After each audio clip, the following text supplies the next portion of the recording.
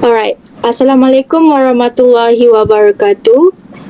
Thank you so much for spending your time with me for this interview. But before that, I would like to introduce myself first. My name is Inas Najla binti Mahadi. I'm currently taking Bachelor in TESOL at MSU Shah Alam. So today, I would like to interview you as a teacher from a primary school of an issue regarding the students' current disruptive behavior. Um, but before I begin with the questions, can you please tell me about yourself first? Uh, yeah. Okay, Assalamualaikum warahmatullahi wabarakatuh. The school that I'm teaching is in a rural area. All right. Thank you for your introduction. So now I will begin with the first question. Can you please list down some of the disruptive misbehavior amongst the student from the school that you are teaching? Okay, at my school, I noticed there are three destructive misbehavior among my students. Number one is they don't really pay attention when the teacher is teaching or explaining. They tend to talk to their friends or they tend to play and do other things instead of listening and also finishing their task. Secondly, there are many complaints from my students about their friends hitting them when the teacher is not around or when during their recess time. Thirdly, I noticed that the same student, they tend to go to the toilets more than 2 times a day. Those are the three destructive misbehavior I can say about my students now. Alright, so for the next question, what do you think that causes those disruptive misbehavior occur? Okay, for the first one, which is not paying attention to what the teacher is teaching, I think the reason of it is because they are not interested in the lesson. Instead of paying attention to what the teacher is teaching, they are more interested in doing other stuff like playing with their newly bought rubbers or toys or stickers, something like that.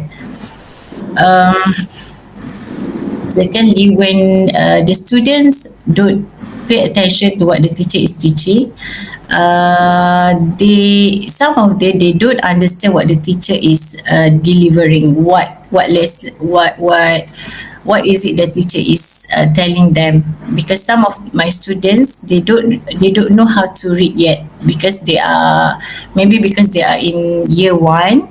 So some of the students they still don't know how to read. So when the teacher is like showing sentences in front of the class on the whiteboard, they don't know how to read. When they do understand, they will be easily get distracted by other things. Yeah.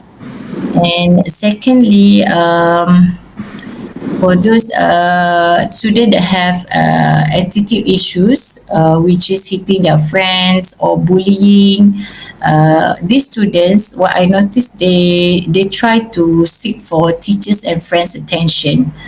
So they try to maybe making jokes by hitting their friends or what do we call teasing or calling their names with bad names, something like that. They try to get attention from us lah, as teacher and also their friends. Yeah. And the third one is they don't really like to stay in the classroom because they are not interested in the learning. So they found that wandering around the school compound is more interesting. So they try to get out of the class and jalan-jalan around the school compound instead of learning. Yeah, those are the causes. Yeah, I think. Oh, all right. So moving on to the third one, how do the teachers react or cope with those students in the classroom? Okay, I stated three destructive misbehavior. I will also tell you how do I cope with those students. The first one, when they are not interested in their learning, I try to come up with more interesting activities, such as involving their active participation from the kids. I include music, I include movements, and also fun visual for them, such as displaying flashcards, displaying videos that can get more attention from the students. Okay, that's what I always do. And then the second one, for those who need attention, I give what they need. So I give more attention to them by praising them whenever they finish their work, show more empathy, be more concerned towards them by asking how they are doing today, what did they eat today. I try to be more. I try to be more caring towards what they need. Yeah, so that when they feel the love from the teacher, they feel love. They can feel the love. They feel that someone cares about them. That makes them more what do we call, motivated to learn in school. Yeah. All right. So, in your opinion, what should the school do to solve or at least overcome the mentioned issues? Okay. I think what the school should do in order to overcome these problems. The first one is for those who to for the students who have these attitude problems. Maybe the school, or yeah, at my school they provide counseling session to the targeted students. If they heard complaints about the students more than 2 or 3 times, they will call the students to their to the counseling room and then try to talk to them, find out what their problems are, what should they do, what should the school do to help them. If they have some issue, how can we solve the issue together? And then the teachers also should inform the parents what happened to their kids at school. Make sure the parents are aware of the misbehavior of their kids, and then try to talk to the parents. Okay, try to come up with a solution with the parents. What the teachers, what the students are facing at school. Make sure the parents know, and the parents try to find solution for the problems.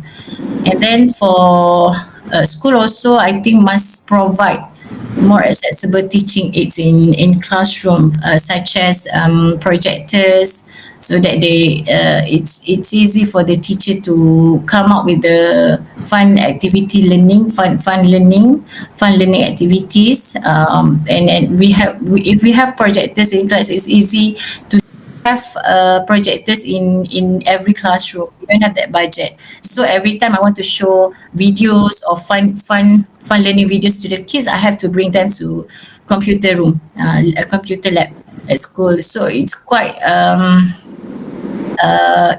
what do we call, it takes time for me to bring them to the school lab, computer lab. And because some of other classes they use the same lab also, so we have some restriction there. We cannot go too often to show them. So I think school must provide the teacher, the classroom with this kind of teaching aid as well. Better facilities. All right. So this is the last question that I would like to ask.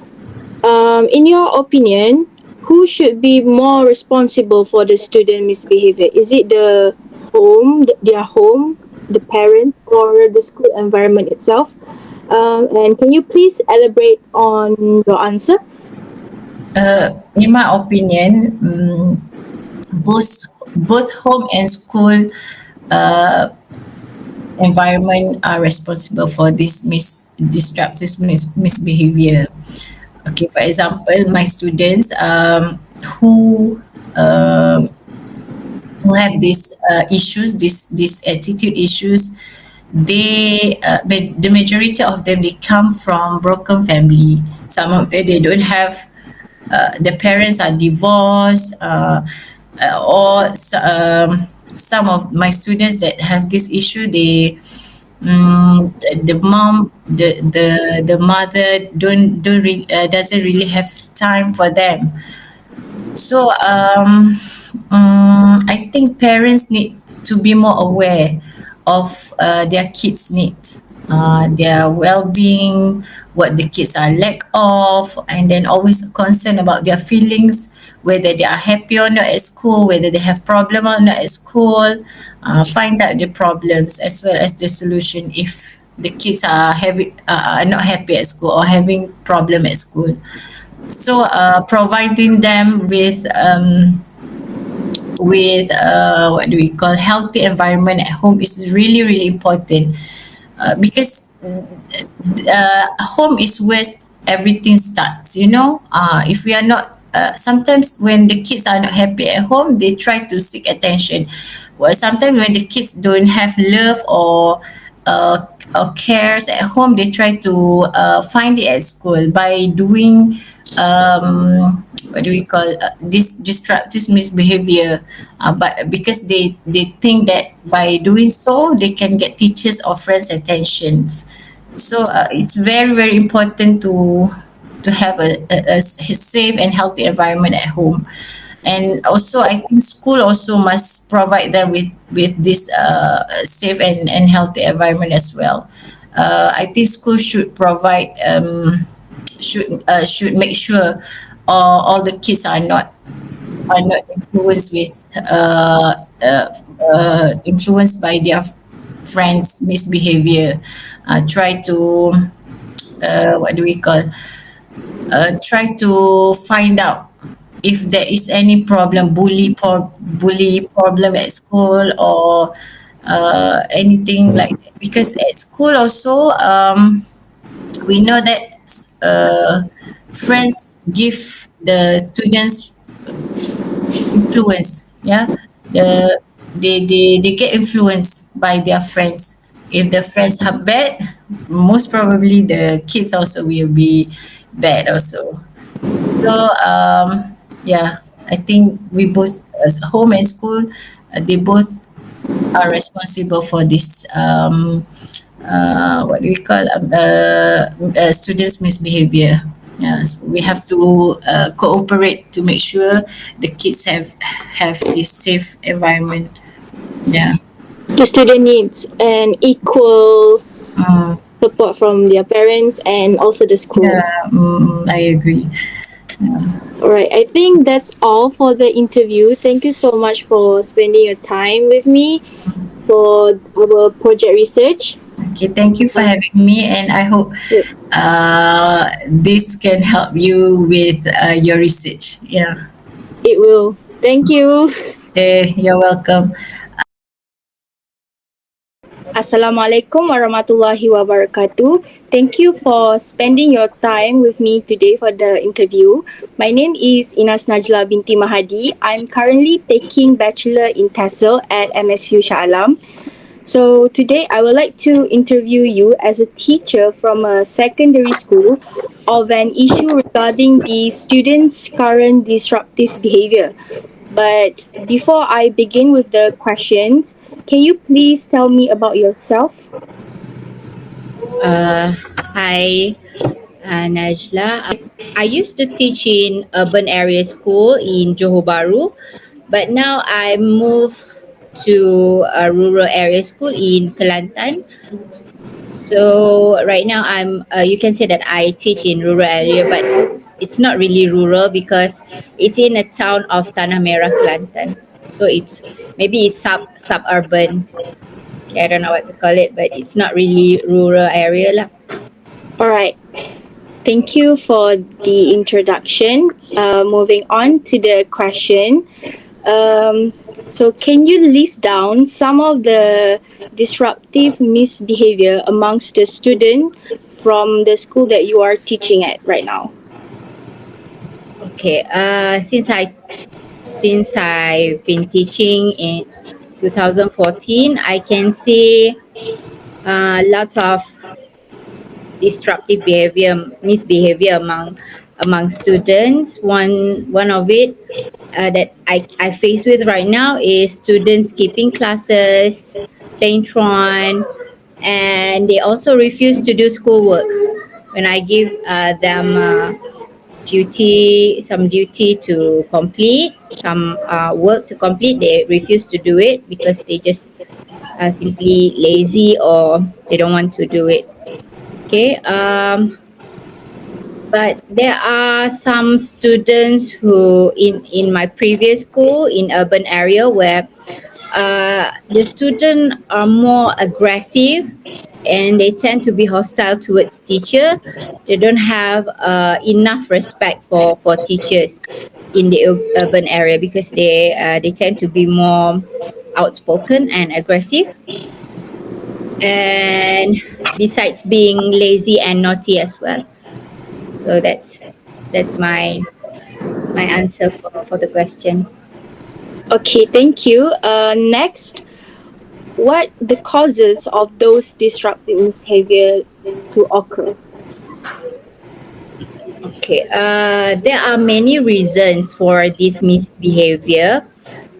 I think one of the reason that cause this misbehavior is the background of the family and the environment background of the student. That's one of the reason, and I can say it is also caused by peer pressure. Maybe they are influenced by their peers in school and then they become rebellious because, as you know, the teenagers or adolescents, they are at their emotional and rebellious stage in their life, so they tend to be influenced by this disruptive misbehavior. That's what I think. Oh, all right.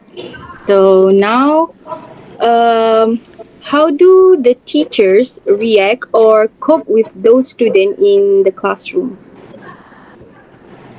Okay, for this question, I cannot answer for all the teachers because different teachers will have different reaction and on how they cope and deal with their students. So in my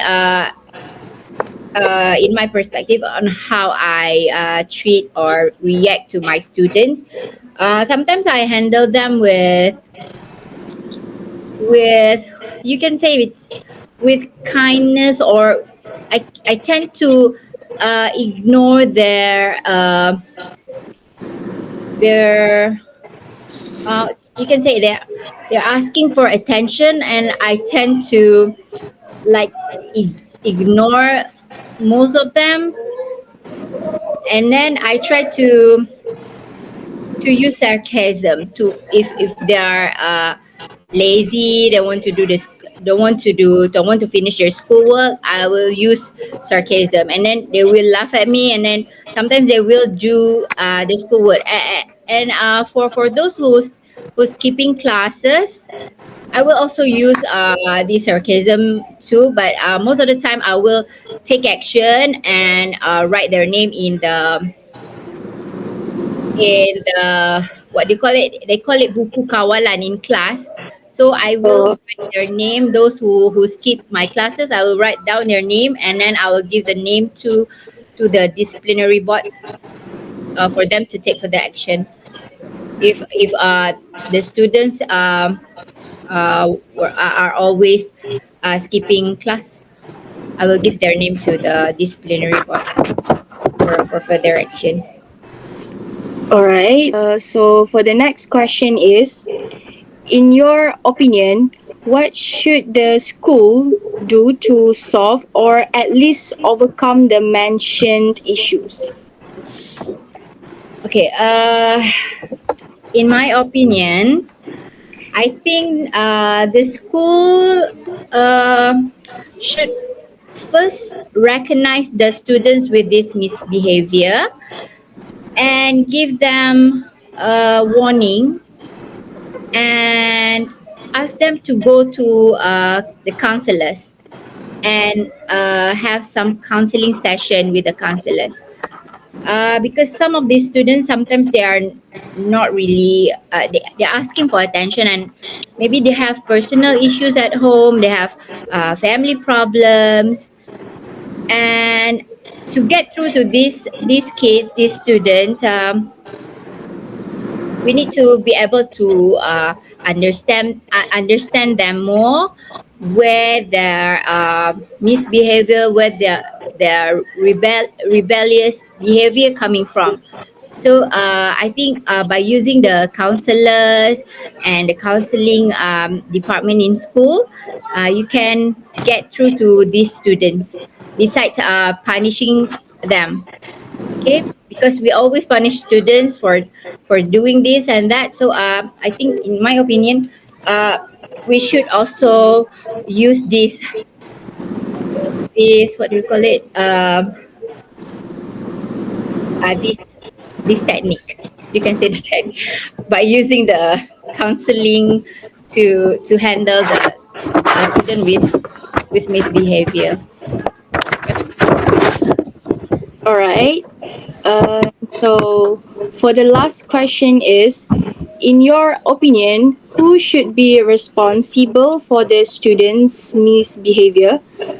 Is it the home or school environment? And please elaborate on the answer.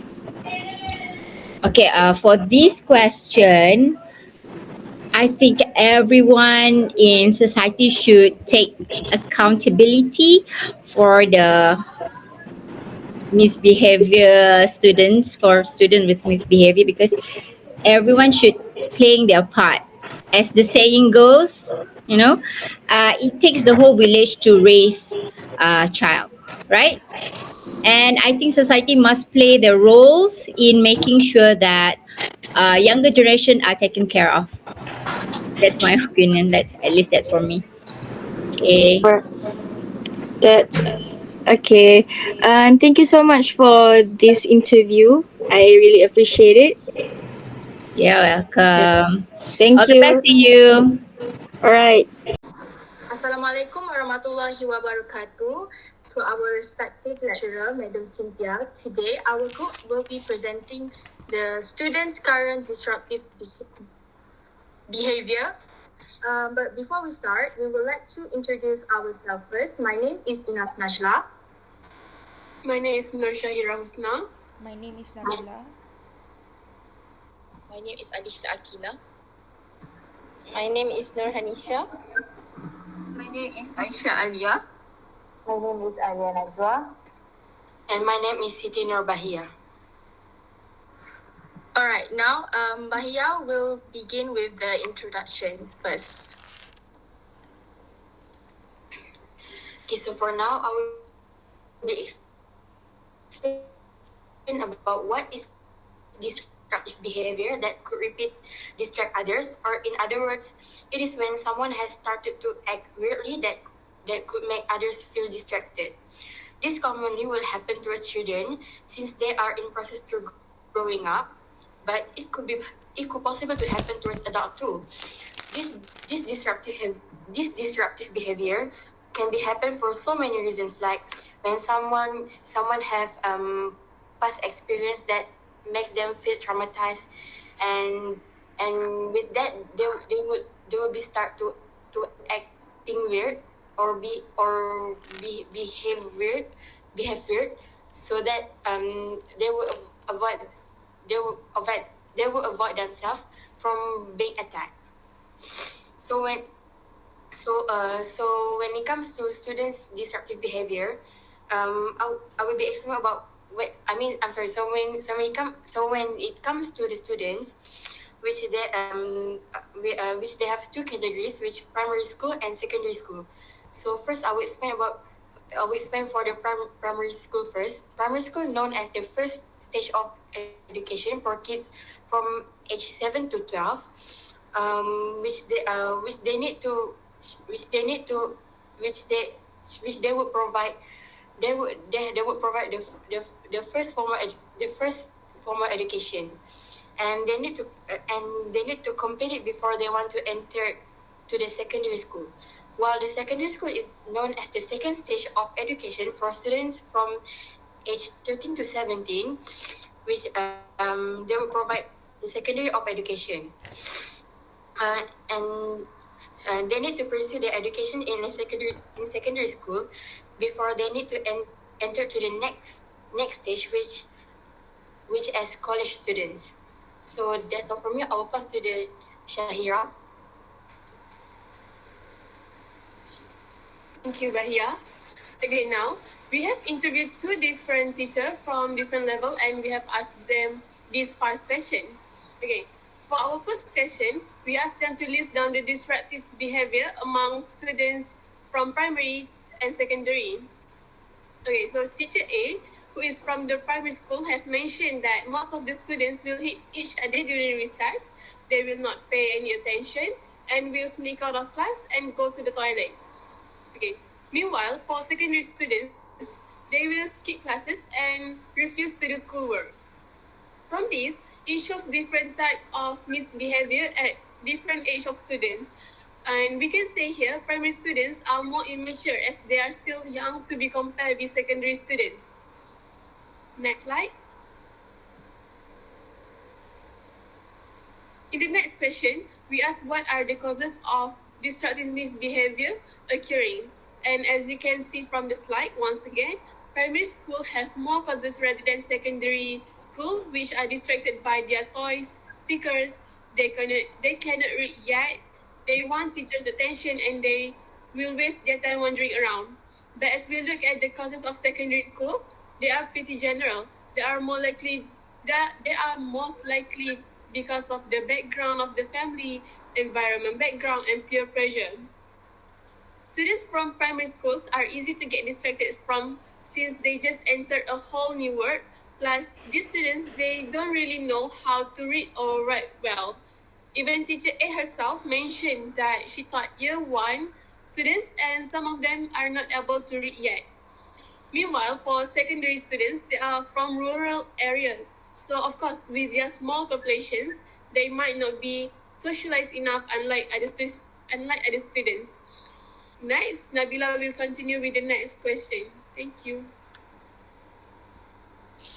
Moving on to the third question, which is how do the teachers react or cope with those students in their classrooms. So for the teacher A in primary school, she would identify the student interests during the lesson, and she would make it interesting as possible by including fun movements or visuals. Secondly, she would praise the student that asked for attention when they did their homework or when they act well in class. Other than that, she would also show empathy to those misbehaved students by asking how they feel so that she can understand them from their perspective. While teacher B, she would react with kindness because she knows that those students are lack of attention from someone like their parents. Other than that, she would also take action by writing down names and give them to disciplinary board so that they could get the appropriate punishment. Next, I'll pass to Ines. Thank you, Nabila. Now I will continue for the other two questions. So for the fourth question, we have asked the teachers to say that what should the school do to solve or at least overcome the mentioned issues. For the primary school, based on the teacher's A opinion, she stated that school should play its own role in order to overcome these misbehavior problems amongst the students by providing a counseling session for the students who are really in need of help. From that, the counselor can find out what the students' problems are. Moving on, parents must also be aware of their children, but always talking to them and asking how they are doing at school, what they eat at school canteens, what did they learn, and so on and so forth. From this, it can help the student to feel loved and appreciated from their own parents. And the last one is teacher A also mentioned that schools should provide accessibility like teaching aids in the classroom such as projectors so that it will be easier for the teachers to conduct a one lesson for the student rather than bringing them to a computer lab, because bringing the student to computer lab will consume a lot of time and computer lab is not always available. Meanwhile, for the secondary school, based on the teacher B's answer, she mentioned that in order to stop these students from acting negatively, the school will have to recognize the students who always acting up. After that, the teachers can try to ask the student to meet the counselor and have a counseling session.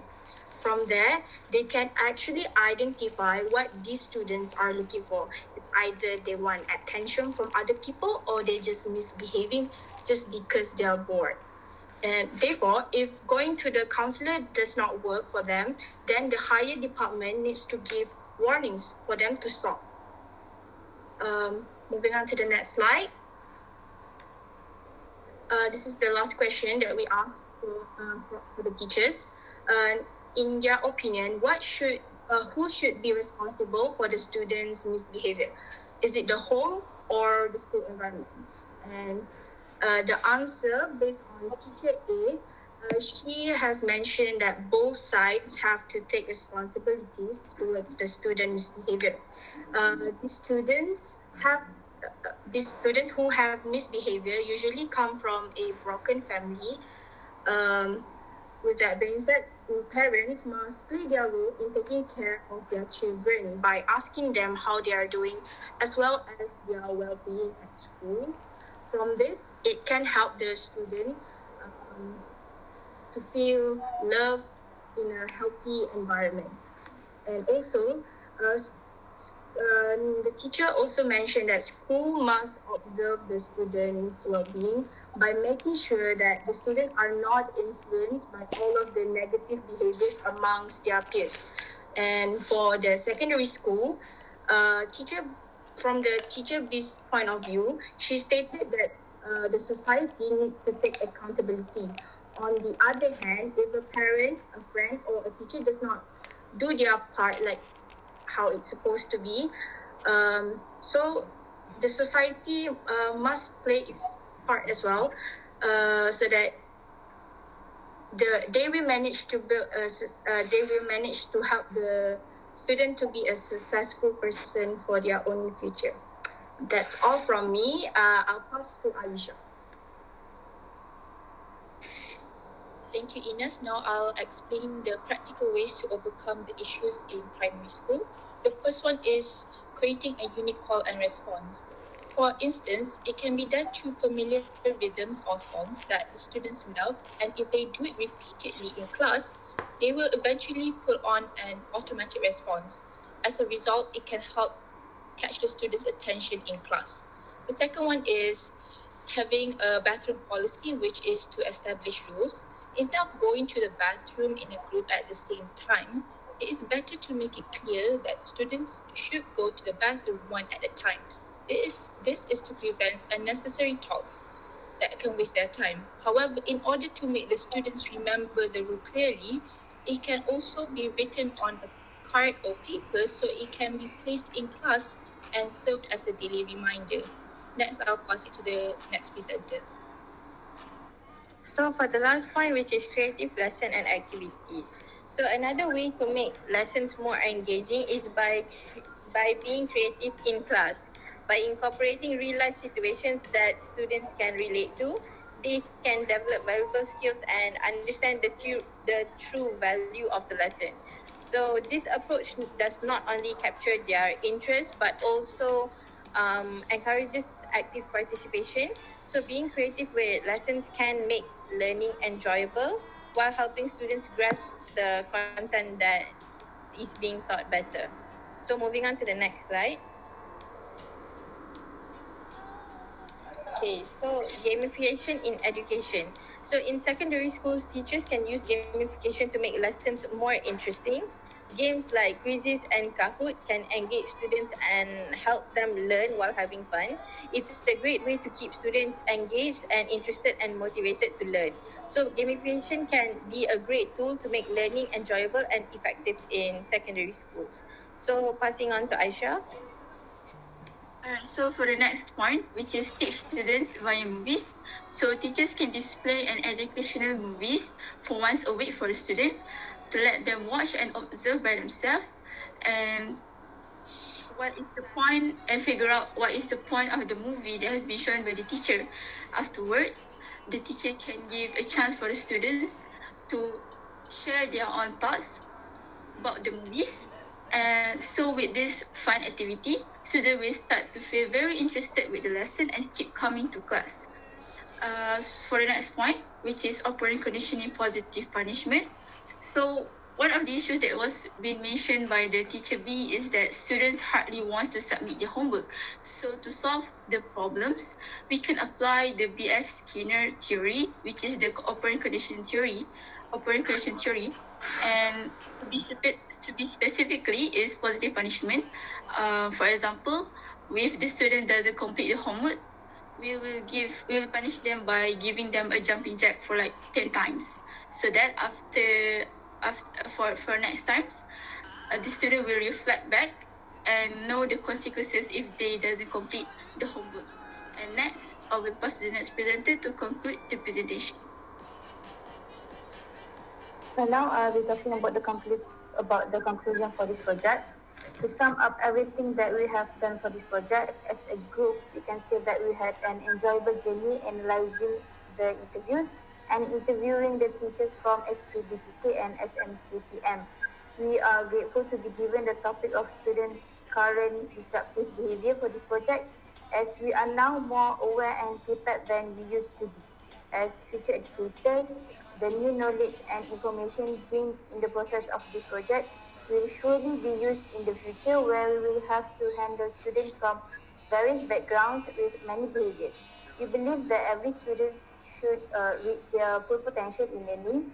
Thus, as educators, we will definitely try our best to overcome the disruptive behaviors of students from time to time.